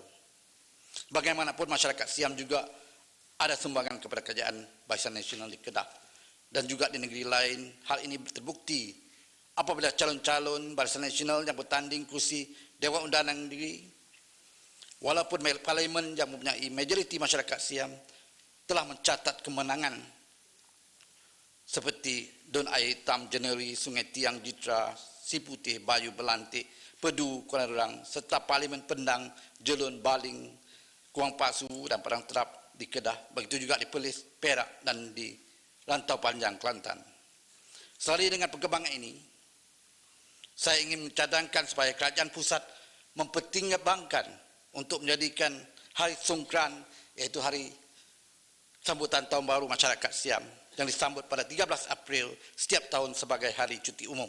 Sekurang-kurangnya bagi negeri yang mempunyai ramai masyarakat Siam seperti Perlis, Kedah, Perak dan Kelantan. Selain itu, saya amat wajar jika kerajaan membalas kesetiaan masyarakat Siam dengan memberikan tempat kepada mereka yang berwibawa di kalangan masyarakat Siam, menerajui mana-mana syarikat GLC dan melantik dalam barisan kabinet sekurang-kurangnya sebagai timbalan menteri. Tan Sri yang dipertua, pada bulan Mei lalu, pemimpin pembangkang mencadangkan supaya perlembagaan persekutuan dipindah bagi memansuhkan Dewan Negara atas alasan kewujudan institusi ini serta pelantikan ahli-ahlinya menyebabkan rakyat menanggung pembelanjaan yang tidak berkepentingan. Kenyataan ini merupakan satu penghinaan terhadap Yang di-Pertuan Agong, Perlembagaan Negara serta Dewan Negara ini serta ahli-ahlinya. Kenyataan itu merupakan penghinaan terhadap Perlembagaan Persekutuan kerana perkara 44 Perlembagaan Persekutuan menyatakan dengan jelas peruntukan kewujudan Dewan Negara sebagai salah satu daripada dua majlis parlimen yang mempunyai hak untuk mengumbal undang-undang. Kenyataan itu juga merupakan penghinaan terhadap Yang di-Pertuan Agong kerana ahli-ahli Dewan Negara adalah dilantik oleh Yang di-Pertuan Agong mengikut perkara 45/2. Ahli-ahli yang dilantik oleh Yang di-Pertuan Agong adalah orang yang pada pendapat Sri Paduka telah memberi perkhidmatan awam yang cemerlang atau telah mencapai keunggulan dalam profesion, perdagangan, perindustrian, pertanian, aktiviti kebudayaan dan perkhidmatan sosial serta mewakili kepentingan kaum majoriti, minoriti dan orang asli. Oleh itu, kenyataan pemimpin pembangkang menggambarkan bahawa pelantikan yang dibuat oleh Yang di-Pertuan Agong itu sebagai sia-sia. Kenyataan beliau bahawa kewujudan Dewan Negara menyebabkan rakyat terpaksa menanggung perbelanjaan yang tidak berkepentingan juga adalah keterlaluan dan tidak berasas sama sekali serta merupakan penghinaan terhadap mereka yang dilantik sebagai ahli Dewan Negara. Ia memberi gambaran seolah-olah Dewan Negara tidak mempunyai fungsi dan peranan dalam perjalanan pentadbiran negara sebagai peguam serta ahli parlimen. Sebagai peguam serta ahli parlimen yang sudah lama berkecimpungan dalam politik, Kapal Singh sepatutnya lebih memahami mengenai tujuan dan fungsi. Boleh jelas sikit? Boleh? Boleh. Bagi saya anggap kenyataan kapal itu sebagai sewil dan gila. Kasar je bunyinya. Sebab dia lawan perlembagaan. Ni perlembagaan jangan main-main. Saya syorkan supaya DAP dimasukkan. Macam mana pendapat?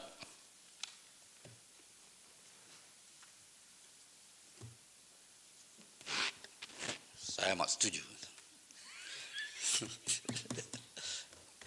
Yang Muhammad ada 2 minit. Setuju macam mana? Kupas sikit. Boleh? Kupas sikit.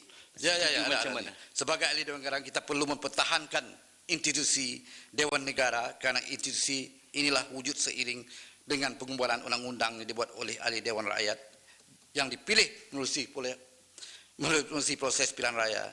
Memandangkan ahli Dewan Negara sendiri daripada wakil setiap negeri mewakili berbagai profesional dalam usaha negara seperti kaum majoriti, seperti orang asli dan masyarakat Siam, maka kita mempunyai hak dan peluang memberikan pandangan terhadap undang-undang yang diluluskan oleh Dewan Rakyat. Pandangan itu adalah berdasarkan pengalaman dan kepakaran dalam bidang profesion masing-masing serta mewakili pandangan dan kepentingan kelompok profesion dan komuniti yang mewakili oleh kita. Dengan perkataan yang lain, pandangan kita juga mewakili kepentingan rakyat.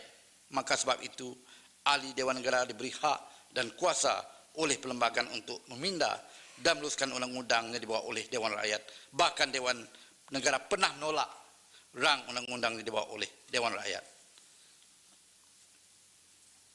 Yang berhormat ada 2 minit ya, Pak. Okey. Gulung.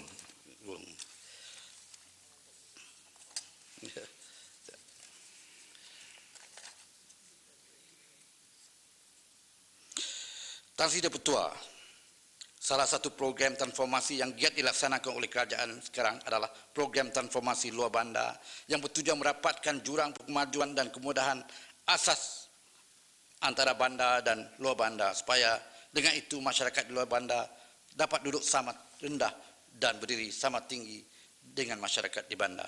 Dalam berbagai aspek kehidupan termasuk menikmati kemajuan dan pengenalan negara, saya mengalu-alukan langkah kerajaan untuk memperkukuhkan lagi program transformasi luar bandar. Dan antara usaha yang akan melakukan oleh kerajaan adalah meneruskan program meningkatkan pendapatan kualiti hidup ini, isi rumah bagi golongan berpendapatan 40% terendah, termasuk masyarakat orang asli di Semenanjung dan kumpulan-kumpulan etnik pribumi di Sabah dan Sarawak. Saya mengharapkan masyarakat Siam akan dimasukkan sekali lagi dalam kumpulan sasaran program berkenaan.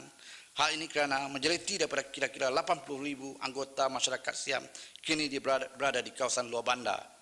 Kebanyakan mereka menjalankan kegiatan petani dan ramai juga yang tidak mempunyai pekerjaan dan pendapatan tetap bagi menyara kehidupan keluarga mereka. Walaupun kerajaan telah melakukan berbagai program untuk membantu mereka selama ini, hakikat masih ramai yang perlu dibantu oleh untuk keluar daripada lingkaran kemiskinan. Saya juga memohon Kementerian Keuangan supaya dalam bajet yang akan datang, memohon supaya memasukkan bajet untuk komuniti dimasukkan dalam bajet pada tahun 2014 ini. Terima kasih Yang Pertua. Oleh itu, saya mengajak seluruh rakyat Malaysia termasuk rakan-rakan daripada pembangkang supaya memainkan peranan kita secara membina dan progresif. Janganlah membangkang hanya kerana berada di pihak pembangkang. Sebaliknya, berilah teguran secara membina apabila wujud kelemahan dan akuilah serta berikanlah sokongan terhadap kebaikan yang dilakukan oleh kerajaan. Cukuplah kita berpolitik sewaktu musim pilihan raya, tetapi apabila masing-masing sudah memenangi kursi yang ditandingi, tumpukanlah masa dan tenaga untuk berkhidmat untuk kepada masyarakat dan negara. Dengan kata-kata ini, Tuan Tan Sri Yang Pertua, saya menyokong usul menjunjung kasih titah Diraja Sri Paduka Baginda Yang Pertuan Agong. Terima kasih. Ya, Mak, terima kasih. Sekarang saya persilakan Yang Hormat Dayang Madinah. Yang Pertua, Ya. saya ingin sekali lagi. Ya, Yang Hormat, apa dia? Tadi perkataan seperti gila dan sewel telah digunakan terhadap seorang ahli parlimen. Saya rasa Yang Dipertua bersama-sama setiap anggota di sini harus berusaha untuk menjaga kehormatan Dewan ini Saya dengar, dengan ya, Mak. tidak menggunakan. Tapi Perkataan tadi saya pun tak apa jelas. oleh kerana Yang Dipertua tidak menegur tadi, maka saya ingin ingatkan lagi sekali. Saya tak Terima apa, masa itu mungkin agaknya saya Terima tak kasih. dengar. Walaupun saya nak beritahu, kerana gunakan perkataan yang parliamentary, jangan gunakan perkataan unparliamentary.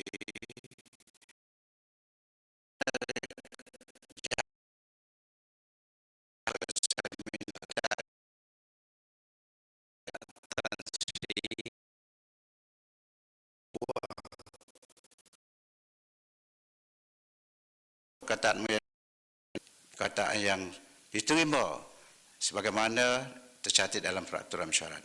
Ini bermakna kepada semua ahli Dewan. Saya nak bercakap begitu adil kepada semua pihak supaya mengawal perjalanan Dewan kita yang begitu baik ini. Sekarang ya silakan Yang Hormat Dayang Madinah.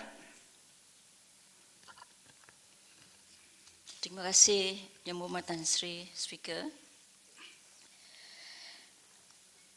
Terima kasih sekali lagi atas kebenaran diberi kepada saya untuk turut membahas titah ucapan Diraja Sri Paduka Baginda Yang di-Pertuan Agong sempena keberkatan baginda merasmikan mesyuarat pertama penggal pertama Parlimen Malaysia pada 25 Jun lepas.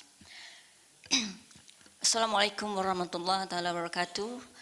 Salam perpaduan dan salam satu Malaysia. Tan Sri Yang di-Pertua, titah ucapan Yang di-Pertuan Agong membawa mesej yang paling penting, tegas dan padat untuk semua ahli parlimen dan rakyat jelata di luar sana. Nasihat dan teguran membina daripada Tengku kepada semua ahli parlimen patut diterima dan dijadikan garis panduan serta amalan supaya kita menjalankan tugas dan tanggungjawab serta peranan dengan penuh amanah, jujur, ikhlas dan menumpahkan taat setia kepada negara tercinta selain mempertahankan perlembagaan persekutuan. Semua ahli parlimen dinasihatkan supaya menerima keputusan PRU ke-13 yang telah pun ditentukan oleh rakyat dengan hati terbuka serta tenang. Kita dinasihatkan supaya merapatkan saf dan berganding bahu kerana banyak lagi cabaran di luar sana bagi memastikan negara kita maju menjelang tahun 2020. Tan Sri Yang di-Pertua, izinkan saya menyentuh beberapa perkara susulan titah ucapan baginda tuanku. Perpaduan. Ya, perpaduan merupakan kerangka keutuhan kepada sesebuah negara seperti Malaysia yang merdeka dan berdaulat. Supaya dapat terus membangun, maju dengan jayanya dalam suasana politik yang stabil, aman makmur, yang membolehkan rakyat jelata menikmati kesejahteraan dan kebahagiaan hidup. Baginda tuanku telah mengingati kita semua dan rakyat jelata iaitu sebuah negara yang musnah akibat persekongkolan atau mengalami kejatuhan ekonomi belum tentu dapat bangkit semula dalam tempoh yang singkat. Isu perpaduan kaum semakin hari semakin serius untuk dibincangkan di masa ini. Lebih-lebih lagi dengan berlakunya beberapa kejadian yang sengaja diperlakukan pihak ataupun individu tertentu dengan mengeluarkan kenyataan, provokasi maupun tindakan yang boleh mengganggu-gugat keharmonian dalam negara. Sehubungan itu, pada hemat saya, Akta Keharmonian Nasional yang kini sedang digubal bagi menggantikan Akta Hasutan 1948 amatlah penting dan tepat pada masanya bagi memberi lebih kuasa kepada kerajaan dalam menangani perbuatan yang mengganggu-gugat perpaduan dan keharmonian dalam masyarakat majmuk negara ini. Jaminan yang amat berhormat Perdana Menteri Datuk Seri Muhammad Najib untuk mengekalkan perpaduan nyata membuktikan bahawa Akta Keharmonian yang baru itu nanti mengutamakan kepentingan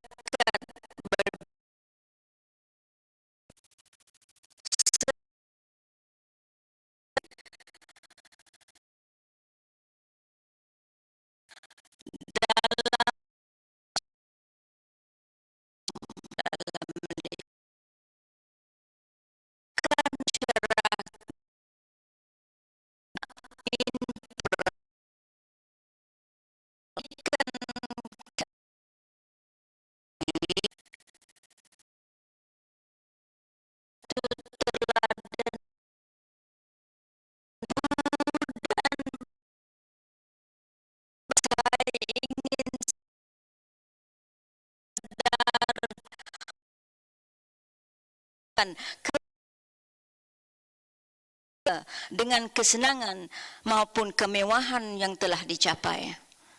Sebaliknya, generasi muda hendaklah sentiasa meningkatkan keupayaan diri sebagai persediaan menghadapi cabaran hidup yang bakal mereka tempuhi nanti. Sesungguhnya penggunaan atau penguatkuasaan undang-undang semata-mata tidak mampu membendung gejala negatif yang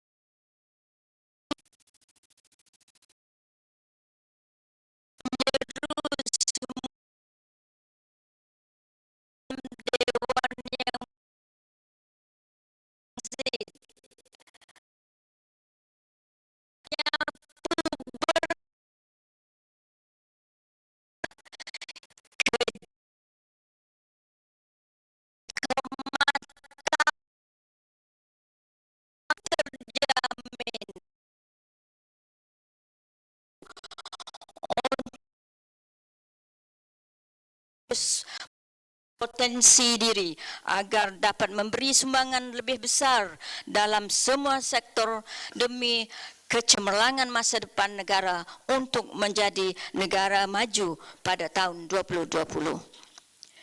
Tidak boleh? Ya, Mak ada nak bincang. Silakan Mak. Rakan wanita saya bagi. Terima kasih kepada Datuk Yang di-Pertua. Walaupun kaum wanita dapat keyakinan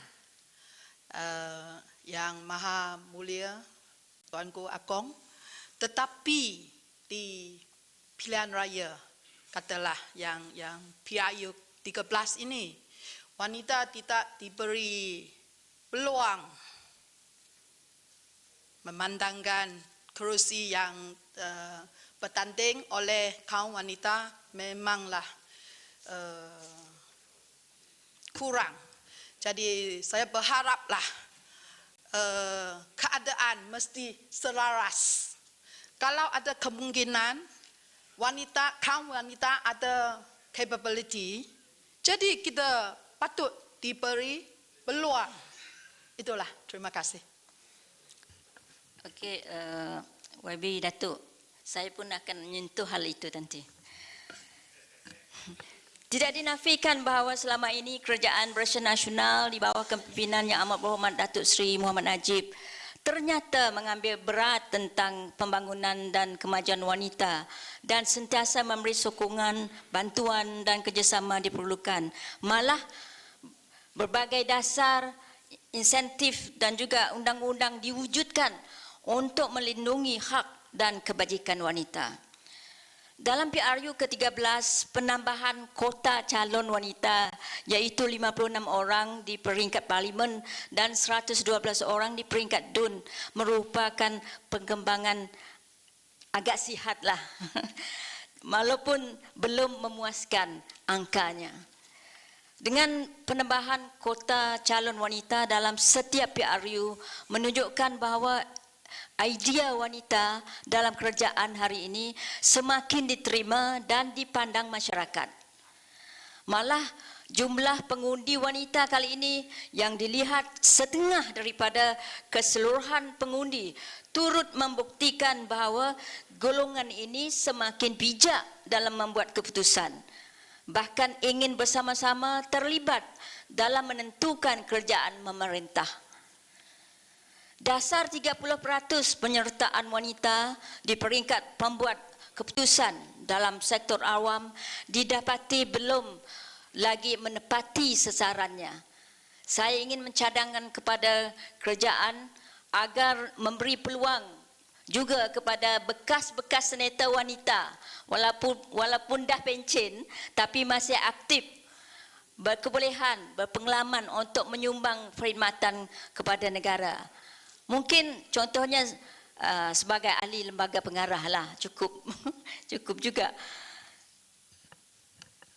Datuk Yang di-Pertua, sebelum saya mengakhiri pembahasan saya ingin merujuk kepada perkara yang telah sama-sama dibangkitkan oleh beberapa rakan senator tadi, dan juga pada hari kemarin oleh Yang Berhormat Tuan Haji Ahmad berkenaan dengan elawan ahli parlimen.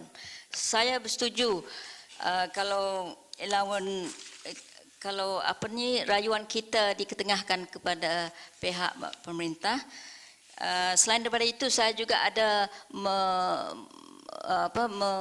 membentangkan satu daripada soalan lisan daripada saya berkenaan dengan elawan ahli parlimen. Kemarin Yang Berhormat Tuan Haji Ahmad memberi contoh negara-negara luar daripada Malaysia, iaitu Singapura dan juga Indonesia, kenaikan elawan untuk ahli-ahli Dewan Parlimen negara tertentu. Tetapi saya ingin memberi contoh dalam negara kita, iaitu di Sarawak. Dewan Undangan Negeri Sarawak telah meluluskan elawan ahli Dewan Undangan Negeri 2 kali ganda, lebih daripada 100%. 300%. Semua sudah maklum ya. Jadi kalau negeri Sarawak, sebuah negeri dalam Malaysia, telah meluluskan, saya kira peringkat parlimen Malaysia patut membuat pertimbangan sewajarnya. Selain daripada itu juga kalau boleh peruntukan RM 200,000, kalau boleh kita merayu supaya ditambahkan, kerana kita sebagai ahli Dewan Negara, kita terbuka untuk memberi sumbangan, bukan saja kepada kuasaan, kerana kita tidak ada mempunyai kuasaan tertentu untuk diri kita sendiri, tetapi sumbangan kita adalah menyeluruh. Bagi kita di Sarawak amat besar, amat luas. Jadi kita dituntutkan untuk memberi sumbangan yang diperuntukkan dari Kuching hingga ke Tanjung Datuk hingga ke Lawas. Begitu luas. Kalau permohonan diajukan kepada kita. Jadi kita memohonlah bagi pihak rakan-rakan ahli Dewan Negara, peruntukan RM 200,000 itu ditambah pada masa hadapan.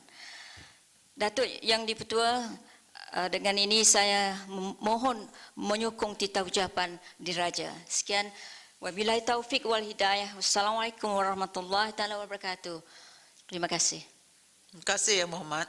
Sekarang kita ingin mempersilakan Yang Berhormat Datuk Chew Tiang Chai. Silakan Yang Berhormat. Terima kasih Datuk Yang di-Pertua. Salam sejahtera dan salam satu Malaysia. Terima kasih diucapkan kepada Yang Berhormat Datuk Speaker yang menaruh penuh kepercayaan kepada saya untuk turut sama bangun mengambil bahagian berucap titah menjunjung kasih ke Bawah Duli Yang Maha Mulia Seri Paduka Baginda Yang di-Pertuan Agong. Ianya bersempena dengan sesi mesyuarat pertama, penggal pertama Parlimen ke-13 ini. Harapan saya serta rakan-rakan sekalian agar ke Bawah Duli Tuanku terus dikurniakan kesihatan dan kekuatan untuk terus mentadbirkan negara ini bagi penggal 5 tahun yang akan datang. Datuk Yang di-Pertua, penghargaan saya kepada mantan Ketua Menteri Melaka dan ucap selamat bertugas kepada Ketua Menteri Melaka yang baru. Selesai sudah pilihan raya umum ke-13 yang mana keputusan mungkin agak sukar diterima oleh setengah pihak. Sebagai anak Melaka, kami juga turut terkena tempiasnya, di mana beberapa nama besar dan tokoh berpengalaman tewas di kawasan yang dianggap selamat. Apa yang pasti, pilihan raya umum lalu berjalan bersih, transparan dengan izin dan bebas dari penyelewengan. Namun apa yang jadi, perbankan telah berjaya menangi beberapa kursi DUN dan Parlimen termasuk menewaskan beberapa tokoh besar dari Melaka. Datuk Yang di-Pertua, izinkan saya, Datuk Yang di-Pertua, untuk menyatakan penghargaan dan terima kasih kepada mantan Ketua Menteri Muhammad Ali Rostam di atas sumbangan yang telah dicurahkan sepanjang tempoh perkhidmatan beliau mengetuai pentadbiran Kerajaan Negeri Melaka.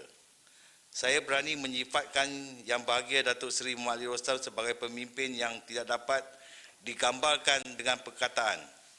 Sepanjang 13 tahun mantan Ketua Menteri Melaka ini menabur bakti, beliau mendahului kepentingan rakyat berbanding kepentingan beliau sendiri. Malah di bawah kepimpinan sebagai Ketua Perhubungan Barisan Nasional peringkat Negeri Melaka dalam mengharungi pilihan raya umum ke-13 baru-baru ini, Negeri Melaka telah mencapai majoriti 2/3. Datuk Yang di-Pertua, di bawah kepimpinan beliau, Melaka telah berjaya muncul sebagai sebuah negeri pelancong di mana aspek kebersihan adalah satu tarikan daripada pelancong untuk berkunjung di negeri ini. Seorang tokoh hebat seperti beliau sukar dicari ganti dan adalah rugi jika bakat, pengalaman dan ketokohan beliau tidak digunakan sepenuhnya di peringkat pusat. Datuk Yang di-Pertua, izinkan saya sarankan agar Yang Amat Berhormat Perdana Menteri dapat mempertimbangkan satu jawatan tertentu kepada Yang Berbahagia Datuk Seri Muhammad Ali Rostam yang dikira bersesuaian sama ada memegang tampuk pengurusi JLC atau sebagai penasihat kepada JPM yang saya kira bersesuaian dan berpengalaman dan kejayaan membangunkan Melaka termasuk memacu Melaka memenangi pilihan raya umum ke-13 lalu dengan cemerlang. Harapan saya agar saranan ini didapat dipertimbangkan oleh Yang Amat Berhormat Perdana Menteri seperti mana Yang Amat Berhormat Perdana Menteri menghargai bakat dan ketokohan Yang Bahagia Tan Sri Ghani Osman yang baru-baru ini. Datuk Yang di-Pertua, tidak lupa juga saya ingin mengucapkan syabas kepada Ketua Menteri Melaka yang baru, Yang Amat Berhormat Datuk Haji Idris bin Harun di atas jawatan yang disandangnya. Datuk Yang di-Pertua, isu Jonker Walk. Saya terpanggil untuk menyentuh isu penutupan pasar Jonker Walk di Melaka yang sebenarnya tidak kaitan langsung dengan dakwaan perbankan khususnya di AP Melaka yang menyifatkan sebagai hukuman kepada pengundi Cina di negeri itu. Ini kerana penutupan pasar malam ini bersifat sementara apabila ia akan ditutup 4 minggu untuk percubaan. Saya difaham mengapa isu ini dipolitikkan oleh setengah pihak NGO dan tiada kerja melainkan cuba mengeksploitasikan isu-isu tempatan supaya mereka dinobatkan sebagai hero kaum Cina di Melaka. Yang baru-baru ini, DAP Melaka telah mengatakan satu memorandum kepada Menteri Pelancongan di Parlimen Malaysia. Sepatutnya mereka harus membincang dan memberi pandangan daripada negeri supaya kita dapat membangunkan tempat kita dengan macam mana cara dia.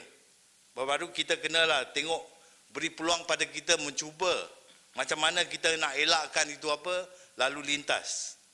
Kalau tak diberi, mana kita tahu yang itu kita dapat menyelesaikan atau tidak.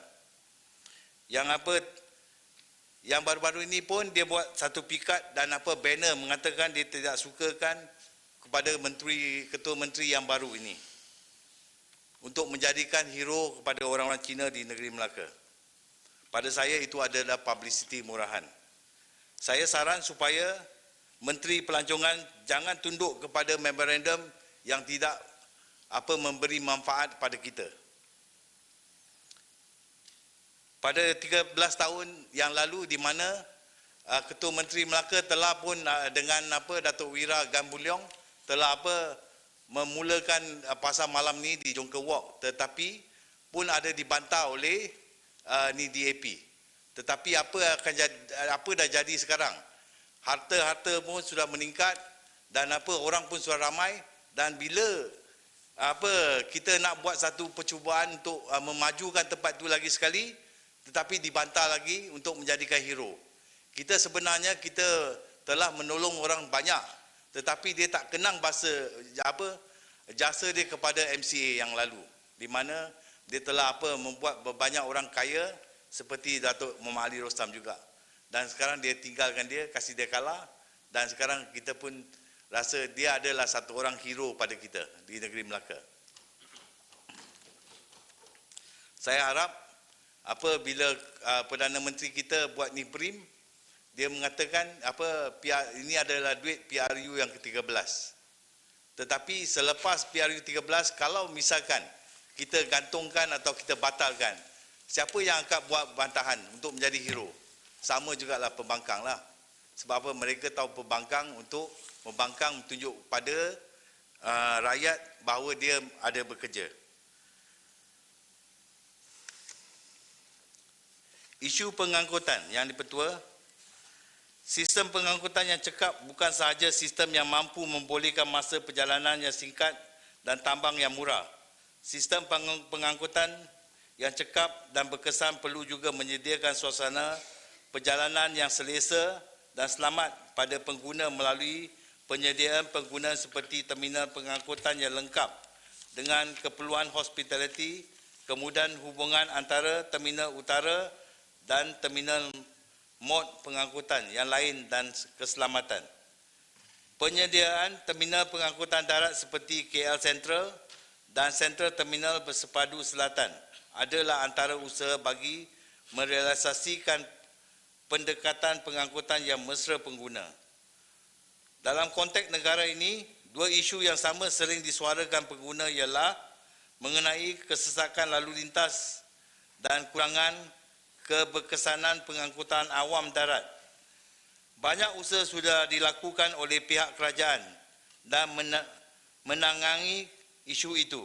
Antaranya peningkatan jumlah pengguna sistem LRT dan komputer yang berkesan mengurangkan bilangan kenderaan individu di dalam kawasan bandar.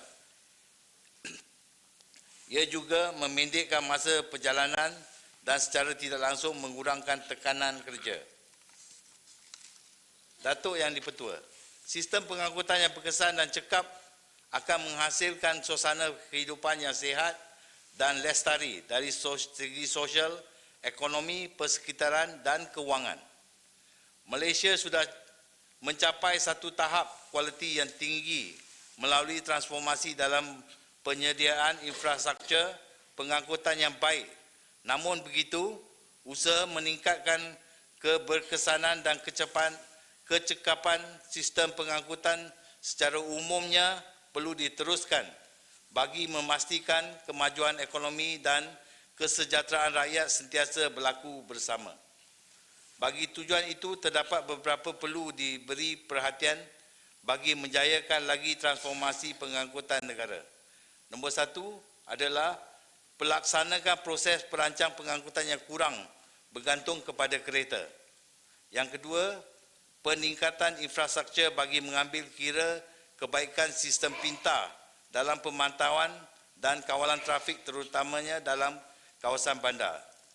Yang tiga, teknik pengurusan sistem pengangkutan perlu mampu menyelesaikan kesesakan jalan raya dan berpunca daripada kepalangan jalan raya dan sebagainya dalam masa yang singkat mungkin. Yang keempat, mengintegrasikan pelan pembangunan bandar dan pengangkutan. Yang akhir sekali, pendidikan berterusan bagi melahirkan pengguna jalan raya bertanggungjawab. Sistem pengangkutan yang cekap dan berkesan menyedia peluang bagi kebaikan ekonomi dan sosial yang mampu menghasilkan kesan berganda kepada negara. Sekiranya segala perancangan dapat dilaksana, dipantau serta senggara dengan baik, sistem pengangkutan yang cekap boleh direalisasikan.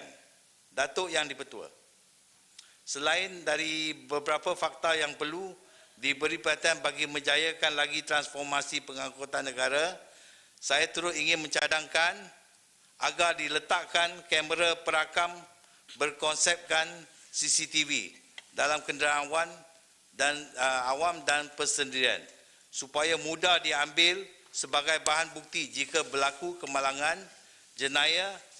Ini kerana footage gambar dapat dirakamkan dan boleh digunakan di mahkamah. Datuk Yang di-Pertua, isu Suruhanjaya Pilihan Raya SPR. Hari ini persepsi merupakan mainan penting dalam politik dan pihak yang kalah biasanya akan berusaha menciptakan persepsi bahawa SPR itu satu badan yang tidak berwibawa, tidak berintegriti, sedangkan ianya hanya bertanggungjawab menyediakan gelanggang bukan menentukan siapa yang boleh menang atau kalah.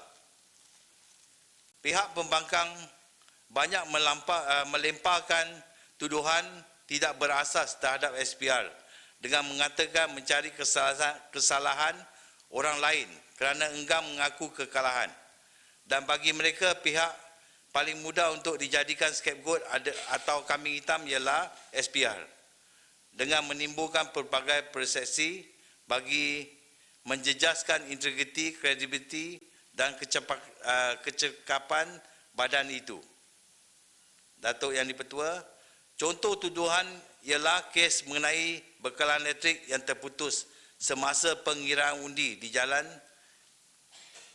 yang disebar banyak di laman-laman sosial yang terbukti selepas disiasat perkara tidak perlu berlaku. Pembangkang ini seolah-olah cuba menampakkan seolah-olah SPR ini tidak ada integriti, tidak kredibel, suka menipu sehingganya boleh buat putus bekalan elektrik, tukar keputusan dalam gelap. Ini tidak termasuk dakwan seperti membawa masuk 40,000 warga Bangladesh sebagai pengundi hantu. Dakwa kekal yang boleh dibasuh menyebabkan berlaku insiden mengundi 2 kali serta pelbagai lagi tomahan yang tidak berasas. Ini saya tegaskan di sini. Sebenarnya pada pandangan saya SPR itu cukup bertoleransi dan berdiplomasi dengan parti pembangkang. Malah layanan SPR terhadap parti pembangkang lebih istimewa jika dibandingkan layanan kepada calon daripada Barisan Nasional sendiri. Boleh celah? Ya Berhormat, ada 6 celah. Boleh? Silakan. Terima kasih kepada Datuk Yang di-Pertua. Jadi, tolerance SPR itu, pandangan daripada Yang Berhormat, patut ke? Sebab pelbagai tuduhan yang serius, yang memberikan gambaran yang salah,